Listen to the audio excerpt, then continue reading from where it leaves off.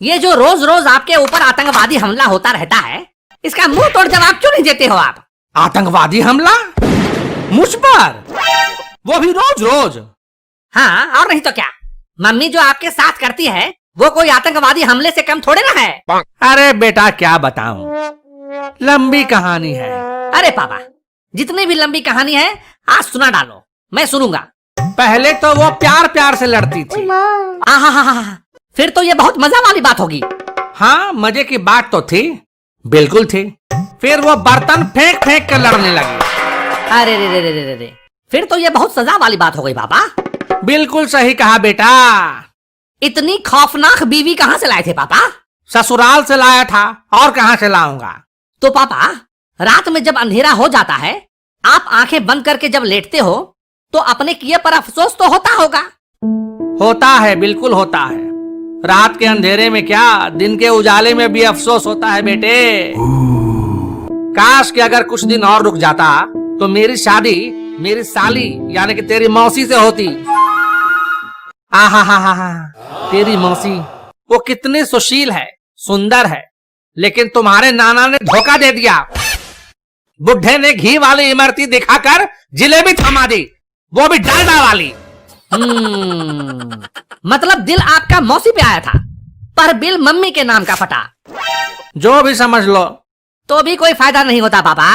Mummy के आतंकवादी हमले से आप फिर भी नहीं बच पाते हैं? वो कैसे भला? वो मैंने कल ही मम्मी को मौसी से फोन पर बात करते हुए सुना था। क्या सुना था?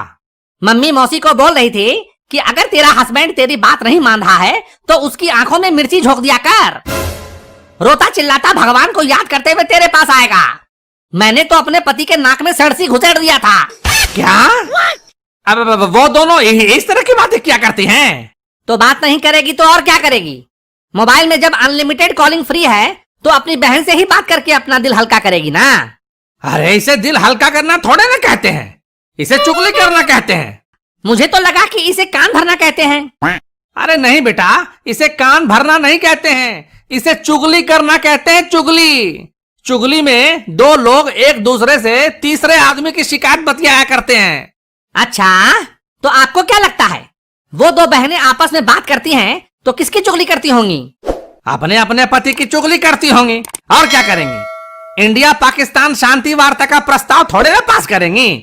पापा, आपको तो बहुत पता है, आप तो त्रिकालदर्शी मालूम पड़ते हैं। इसमें ना ही कोई शक की गुंजाइश है और ना ही कोई संदेह कि वो किसी की चुगली नहीं करती हैं।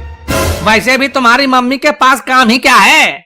घर में झाड़ू पोछा लगाने और बर्तन धोने के लिए काम वाली बाई है ही, खाना पकाने के लिए भी अलग से कुक है ही, और बाजार से सामान लाने के लिए मैं हूं ही। सारा दिन ऑफिस में मजदूरी करो और छुट्टी वाले दिन में घर पे गधा बन के रह गया हूं मैं, गधा। और तेरी मम्मी, उसको तो ऐश ही ऐश है, बस सारा दिन खाना ठूसती रहती है और सोफे पे पसर के टीवी पर सास बहू के सीरियल्स देखती रहती है। पापा, आपको ऐसा नहीं बोलना चाहिए। अरे बोलने दे, आज दिल की भड़ास निकलने दे। तुझे क्या पता, तू तो स्कूल चला जाता है।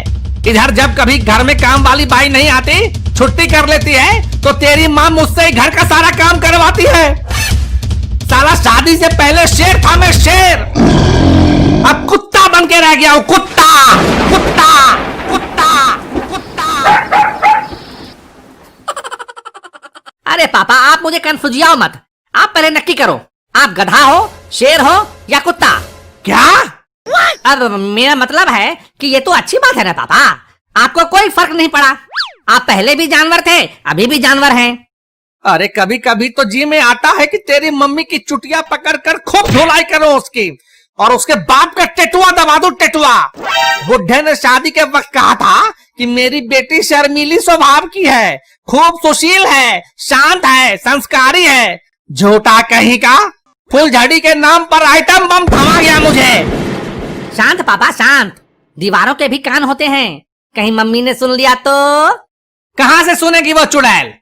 बगल वाली तेवरायन के यहाँ गई है किट्टी पार्टी खेलने, किट्टी पार्टी। अभी थोड़े ही लौटेगी महारानी।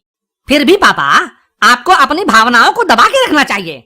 हो सकता है मम्मी चुपचाप आके आपके पीछे खड़ी हो जाए और आपको पता भी ना चले।